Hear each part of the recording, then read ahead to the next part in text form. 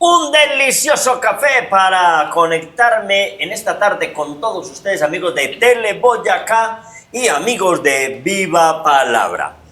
Tenemos un programa más para compartir con ustedes, para invitarlos. Ya se llegó, mejor dicho, ya casi, el Festival Internacional de Cuenteros entre Cuentos y Flores, con maravillosos invitados. Y los que clasificaron de acá, de Medellín y de Antioquia, ni se los imaginan. Bueno, ahí los pueden leer en nuestras redes, ahí pueden leer quiénes son los ganadores del Festival Medellín 50 y Antioquia también, que estuvo fabuloso.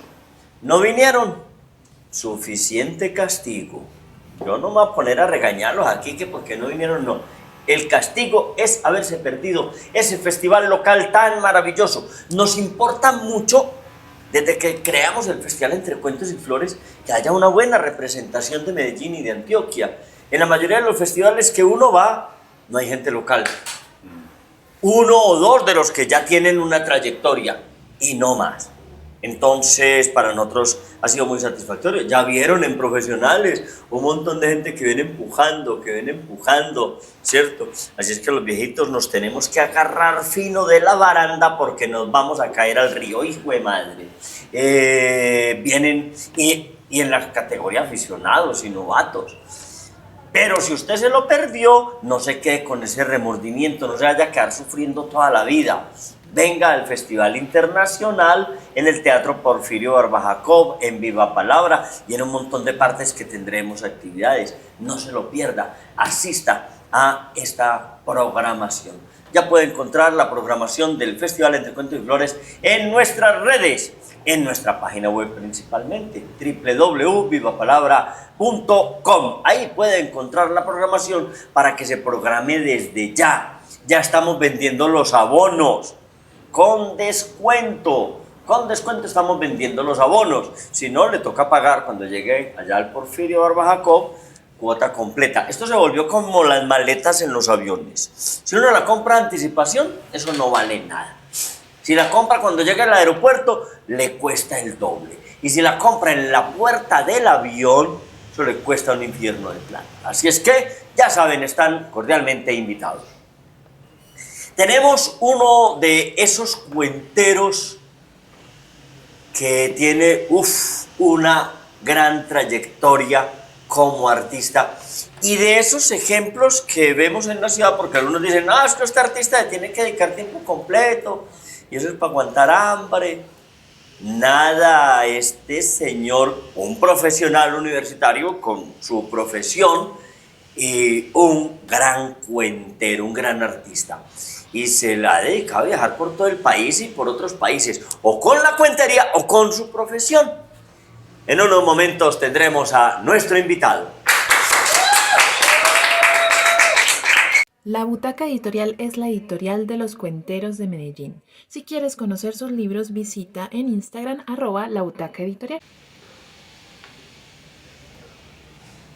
Hace 15 días celebramos en la Universidad Nacional los 15 años del Cuentacho. El Cuentacho es el programa institucional de cuentería en la Universidad Nacional, que lo lleva Viva Palabra, lo llevamos y vengo coordinando y creé este programa con la directora de Cultura, Adriana Giraldo, y con un grupo de compañeros de Viva Palabra que estaban en ese entonces con nosotros, y creamos el Cuentacho. Pero no es que en la Universidad Nacional de Colombia, sede Medellín, apenas existe hace 15 años la cuentería. Algunos dirán, no, la Nacional de Bogotá existe hace mucho más tiempo, no, en los Andes, en la Santiago de Cali. En realidad sí son más antiguos los programas de cuentería ya, pero no tanto, porque teníamos una cantidad de jóvenes inquietos en la Universidad Nacional que de cuenta de ellos, después la universidad pagó a algún profesor, pero por iniciativa de ellos crearon un programa de cuentería en la Universidad Nacional, creo que como es del 97 o 98, algo así. Hoy tenemos a uno de estos pioneros de la cuentería en la Universidad Nacional de Colombia, sede Medellín. Vamos a invitar acá a Sandro Burgos. Opa, buenos días, ¿cómo estáis? ¿Qué tal, Sandro? ¿Cómo has estado? Todo muy bien, Jota, muchas gracias por la invitación, muchas gracias por tenerme acá siempre en Viva Palabra, que me encanta venir.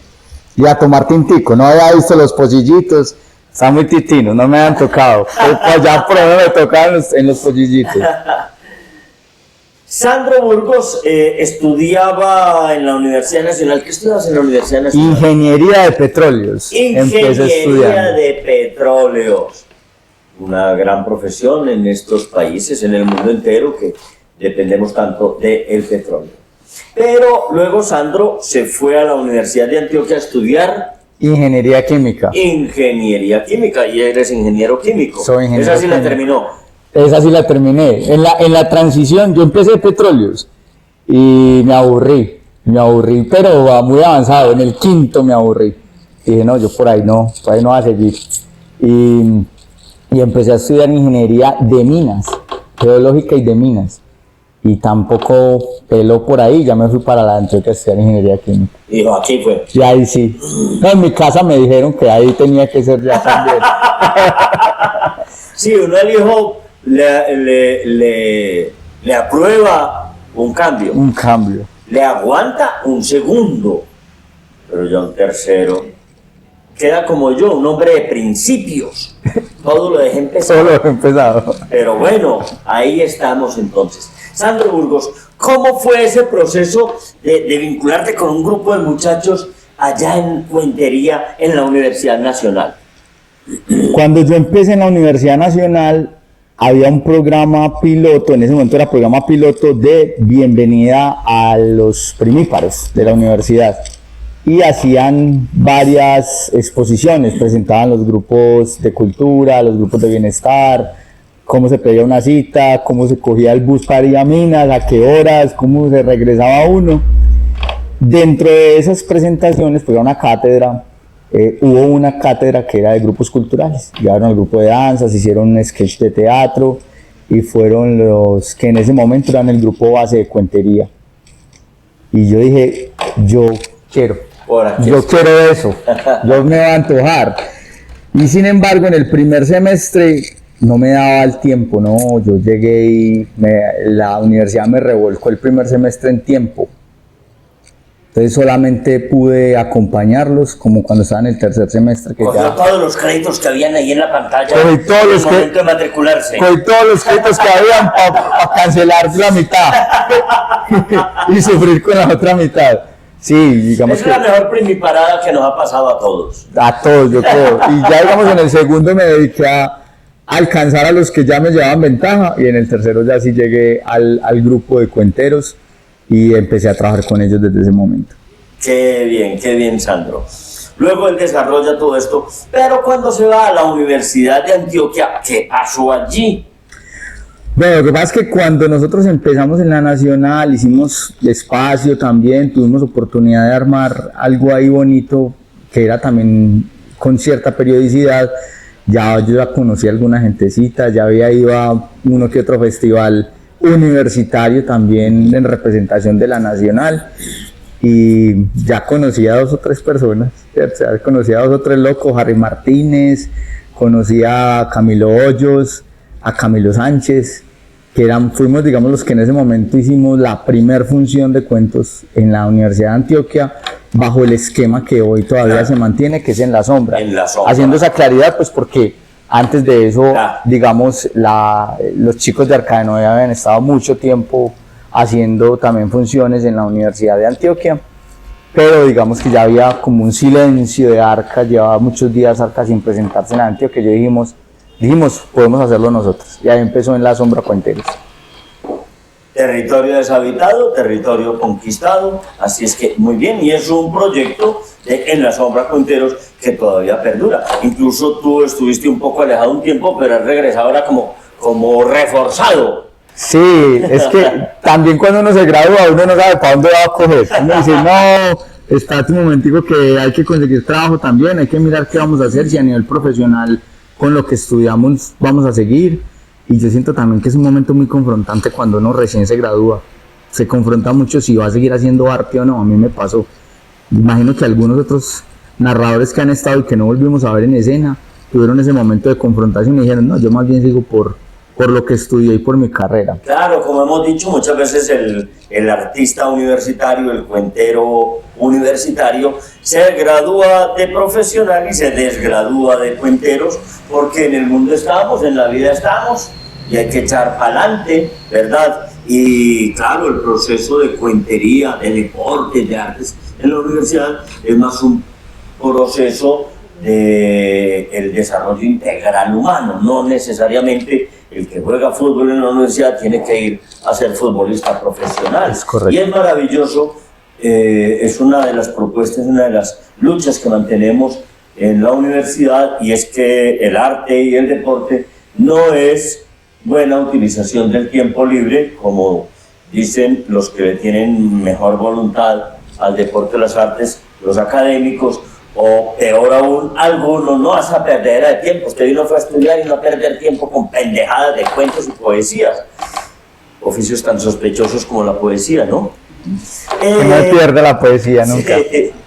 Entonces, Sandro fue ganador, bueno, ha ganado en diferentes categorías en el Festival Local de Cuentería, que le da la representación en el Festival Internacional.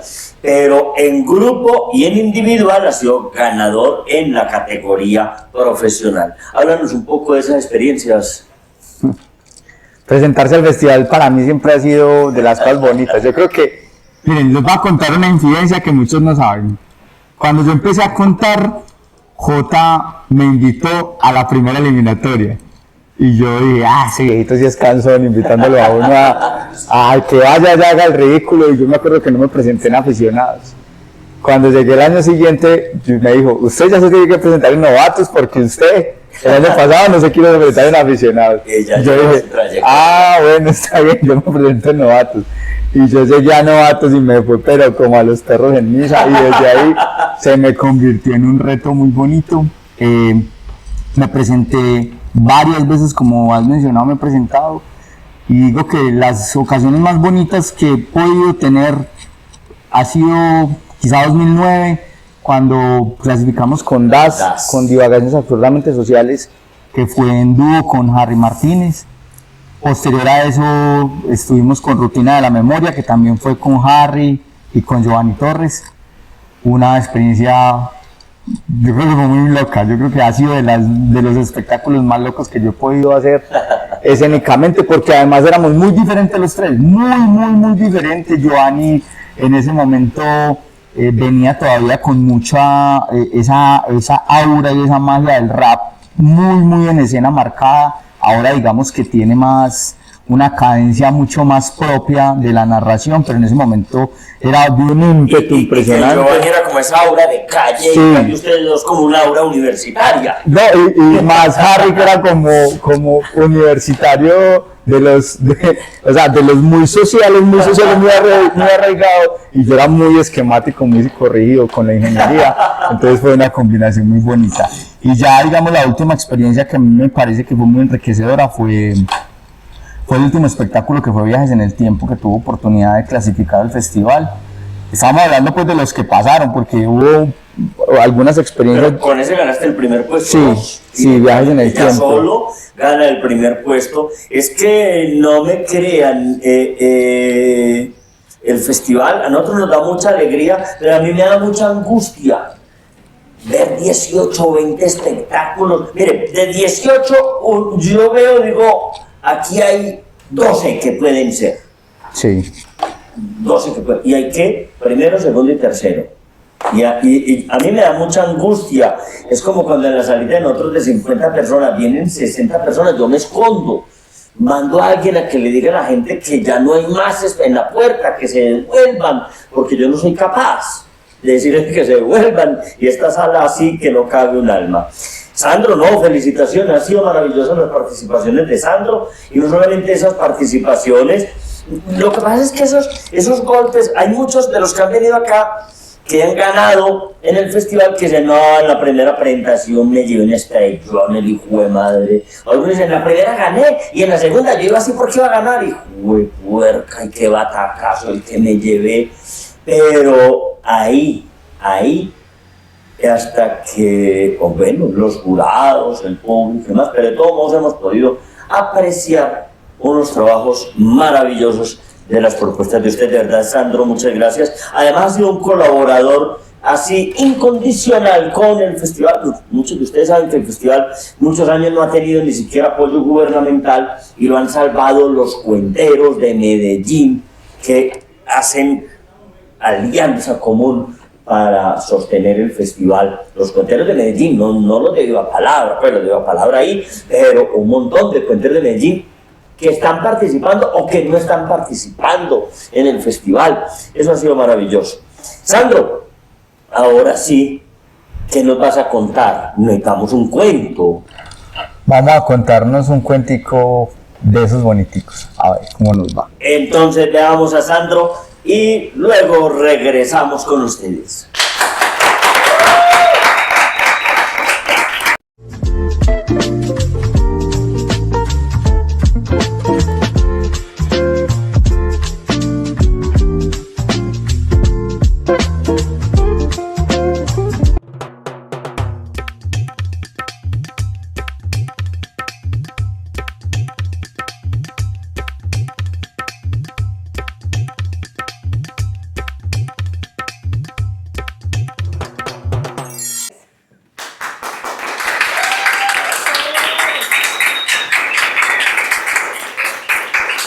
Desde que la vio por primera vez en la formación al principio de año, se le metió en la cabeza ese deseo. Era los primeros días y ella se encontraba en la fila del curso de helado. La vio y justo en ese momento un rayo de luz atravesó todo el patio e iluminó su rostro mientras sonaba el himno nacional. Y él se llevaba la mano al pecho al mismo tiempo que la miraba. Y en la cabeza se le albergaba ese deseo de ¡qué niña tan linda! Y deseó poderla conocer, compartir con ella las tardes, las noches, las mañanas, dormir juntos, cerca, que sus cepillos de dientes estuvieran en el mismo pocillo en el baño. Sí. Marcelo o el Chelo era de esos pensamientos raros, como autista, se le iba a la cabeza imaginando cosas, ilusionándose.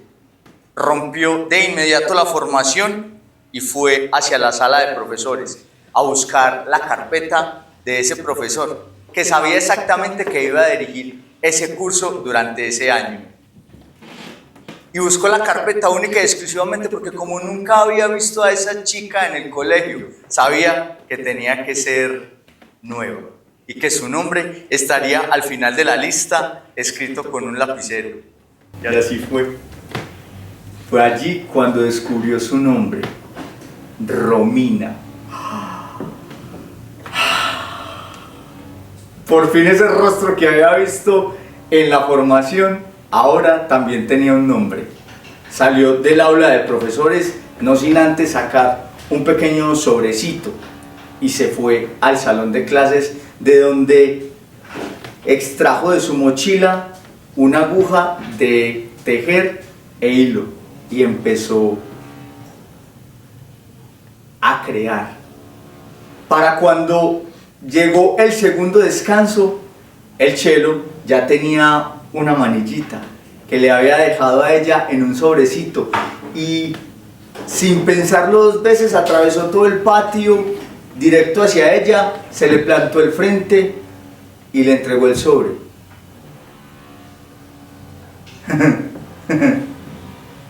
Con el susto particular que cualquier mujer que está justo en la época juvenil, en un colegio nuevo, en mitad de un patio, ve como un desconocido llega con un sobre y se lo entrega en las manos. Sacó de allí la manilla que decía algo así como: Romina y el Chelo, un amor de aquí hasta el cielo. Berraquito para tejer si era, ¿para qué? Todo hay que decirlo.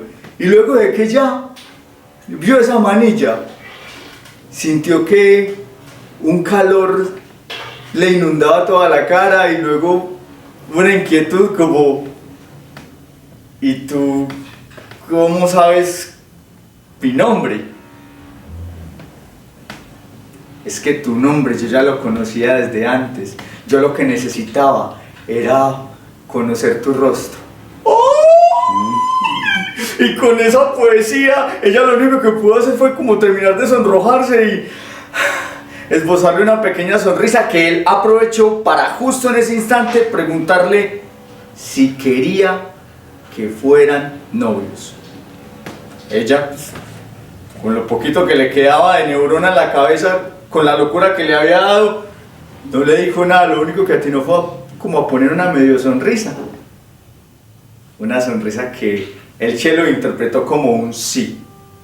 Salió de allí con el pecho hinchado directo hacia su casa, recorrió todas las calles con esa armoniosa cadencia de una persona que está envuelta en el amor. Abrió la puerta de su casa y vio como doña Olga, su mamá, recién se levantaba apenas del turno de la noche. Había llegado en la madrugada, había descansado un poquito, pero entenderán que uno a eso del mediodía todavía se levanta como golpeadito. Pero él no la dejó respirar mucho y le dijo: mamá, tengo novia. Es más, la voy a traer finalizando esta semana para presentársela a toda la familia. Marcelo, usted es atembado, ¿cierto? Usted como que, usted no entiende, mi amor, que es que la familia somos usted y yo. Claro, porque doña Olga era madre soltera hace mucho tiempo y el Chelo no tenía hermanos, o sea, eran solamente los dos en la casa.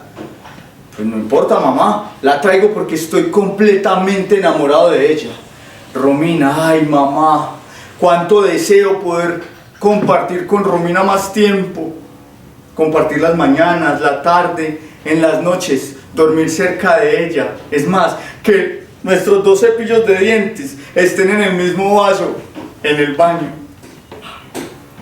Es más, mamá, si mañana apareciera un terrorista en el colegio con un fusil y tuviera la intención de armar un tiroteo, yo, mamá, yo sería capaz de ponerme justo enfrente de ella para evitar que le pasara algo.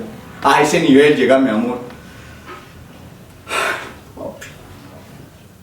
No, hágase revisar, hágase un examen de conciencia, mi amor. Mire que usted ya era rarito, pero además de eso, en el barrio ya la gente está diciendo, papi, que usted tiene pensamientos así como alocados, mi amor. Por eso es que la gente no habla con usted, por eso es que la gente lo tilda como de loco, mi amor. No, mamá, de loco no, lo que pasa es que el amor es así, madre, el amor no lo contiene nadie. Y dejó la conversación hasta ese punto. Salió a su habitación, sacó un libro, empezó a escribir poemas, se puso unos audífonos y en la grabadora, Silvio Rodríguez. Estoy buscando un... Y la tarde se le empezó a diluir con cada minuto, pero se acordó que además de haber anotado su nombre, había anotado también el número telefónico. Así que se incorporó, tomó el teléfono porque todavía estábamos en la era de los números fijos, tomó el teléfono y llamó a la casa de Romina. Del otro lado contestó don Román, el papá de Romina, un ex militar retirado, viudo, y cuya hija Romina era lo más preciado que tenía en el mundo. Buenas tardes. Buenas tardes, señor. ¿Se encuentra Romina? ¿Quién la llama? El novio, Marcelo. Ustedes se imaginarán lo que en ese momento pasó por la cabeza de don Román.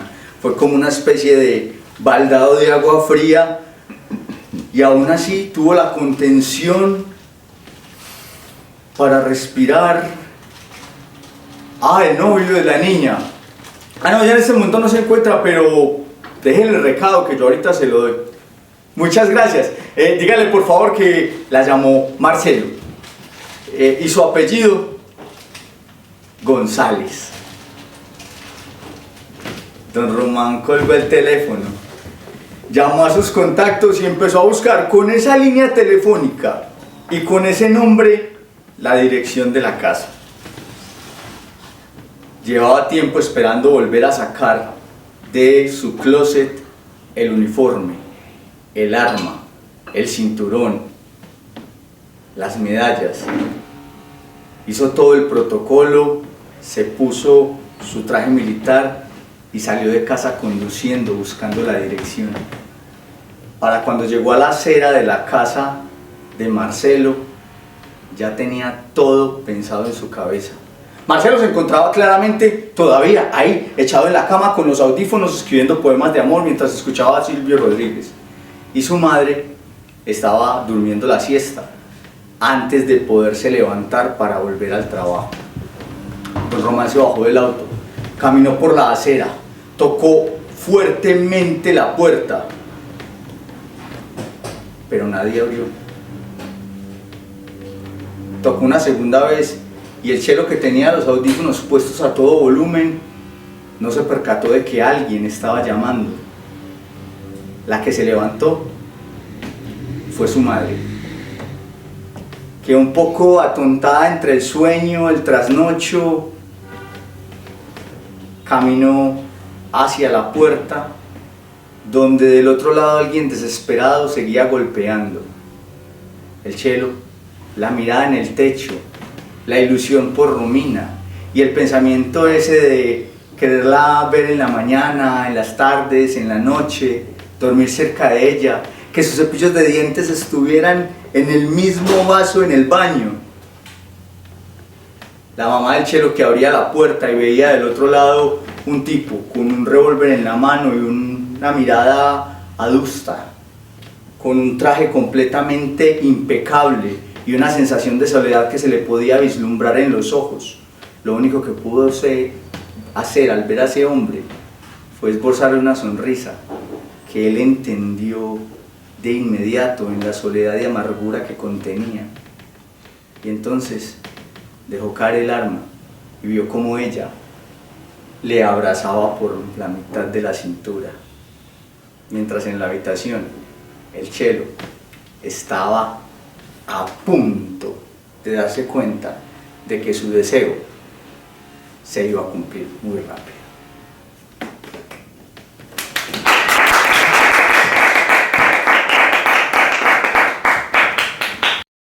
En Dulce Artesana Café y Repostería Artesanal convertimos el amor en dulzura y nuestros ingredientes en porciones de felicidad. Te invitamos a conocer nuestras delicias en la carrera 43, número 5832.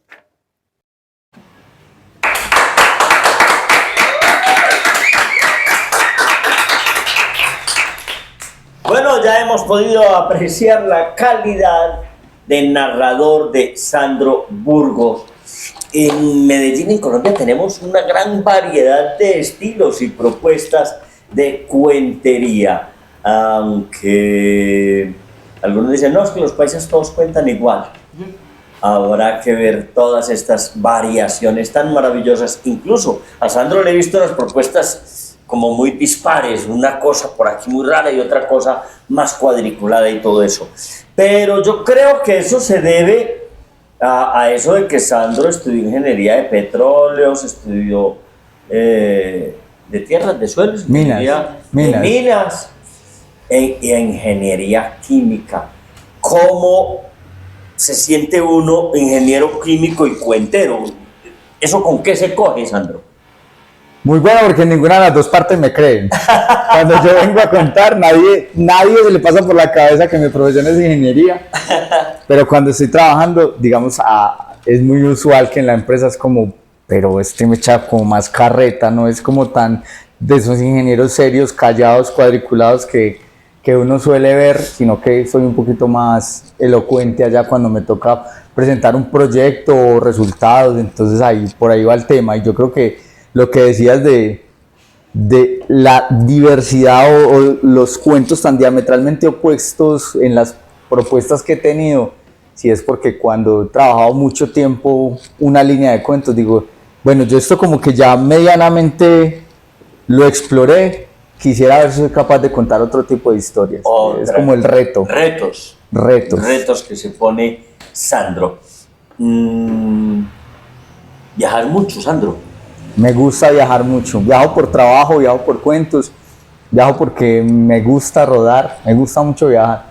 Recién vengo de un viaje, voy para otro, no me gusta quedarme quieto. Y si hay posibilidad, en el trabajo es lo bueno, si en el trabajo te dicen, es que necesitamos que vayas a hacer alguna cosa por allí, bueno, yo me apunto para mover. Sandro, para que vaya por allá a China y vuelve para... Y vuelva. Bobaditas así. Y nos trae esos dos dulces malucos de por allá, bueno, yo les traigo.